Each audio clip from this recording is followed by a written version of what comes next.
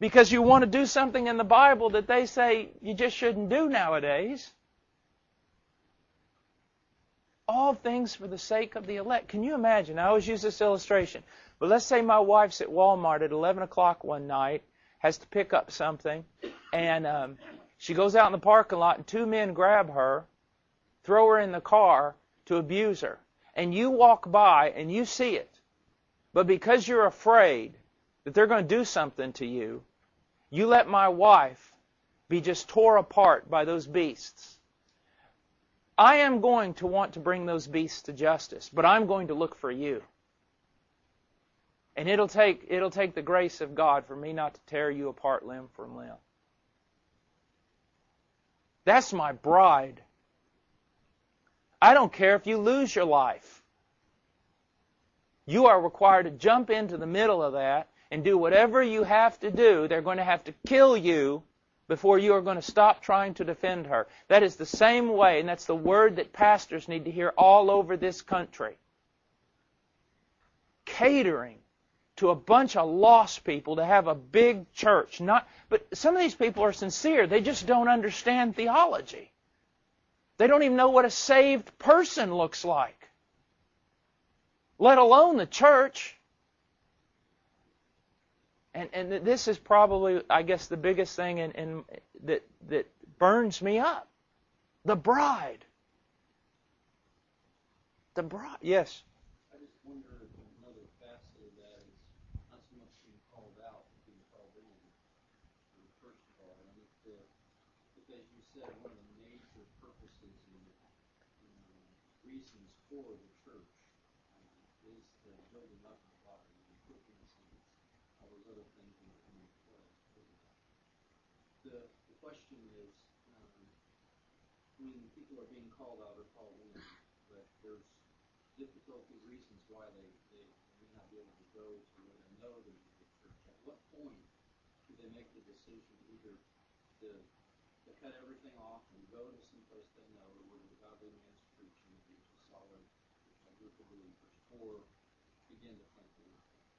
You know, that again goes back to the same question that Kyle had. When do you know, look, I'm going to move my entire family, or I'm just going to start a church?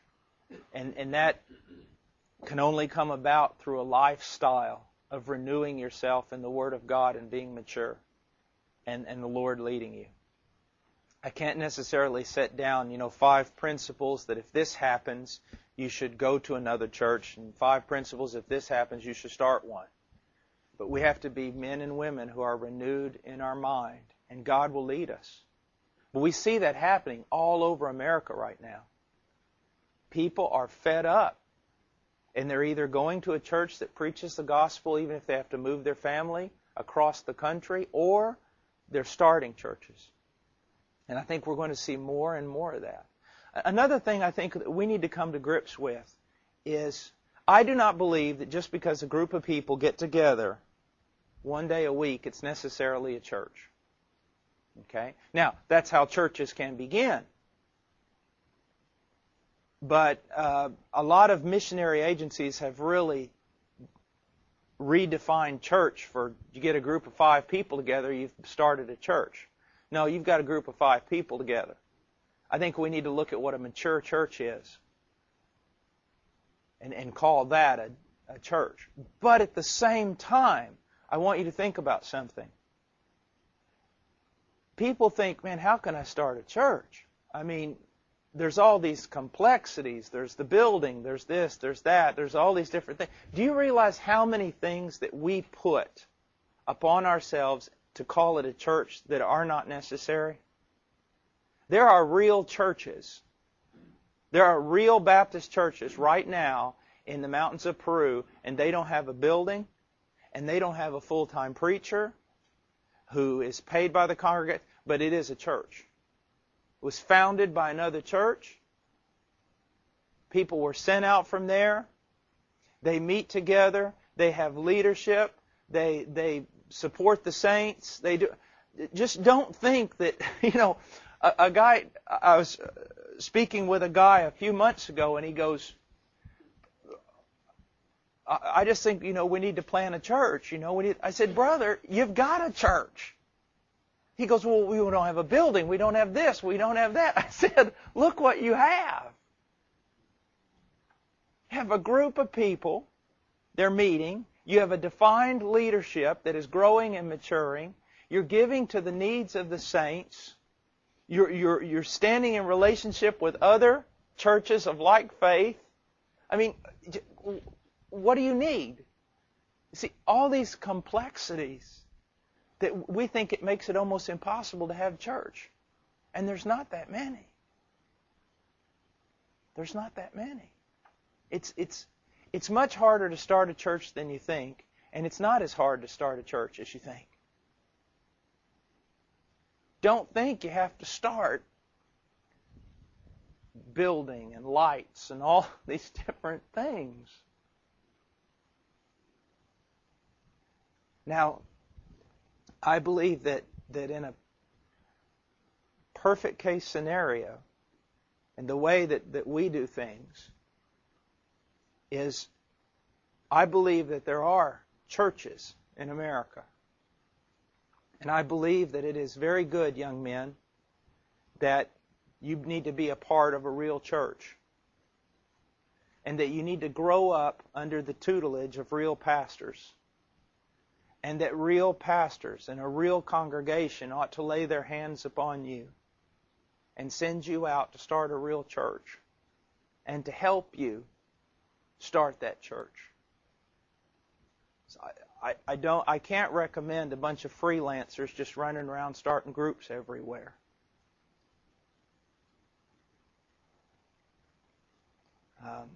But we're living in glorious times, great times. I mean, this is the stuff they write history books about.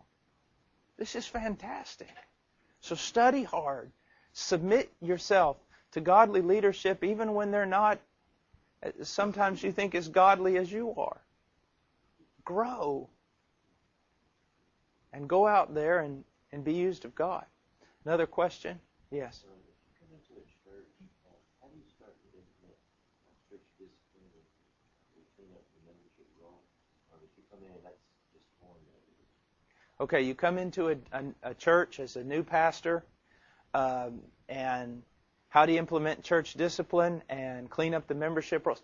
Bless God, do it on the first day and blow that thing to pieces. No, I'm just kidding. First of all, I think that there is room for thinking about reformation in existing churches. But here's something I want you to look at. First of all, ask yourself, is it a church? Don't assume because it says First Baptist, Second Baptist,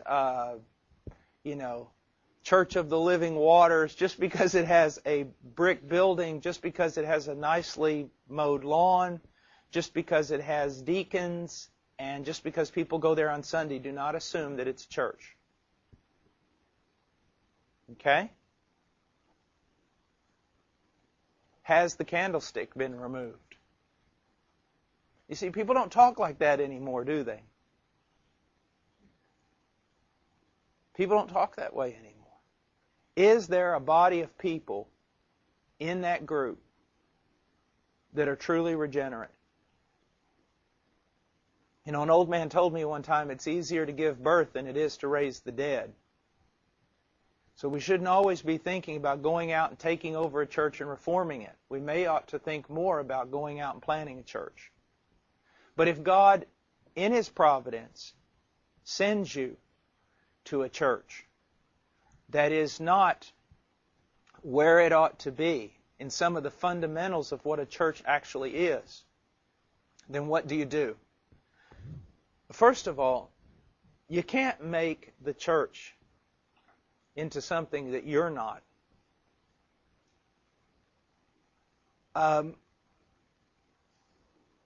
You need to go there with a self-validating ministry. And what do I mean by that? Several years ago, I know of a preacher who went to a place in Europe to preach. And it was among Baptists who were Arminian, very Arminian, to the point of losing your salvation, everything else. And he himself, being more Reformed, he preached. Now, that should have gone over like a lead balloon. But the first night, God moved, and the congregation was broken and weeping.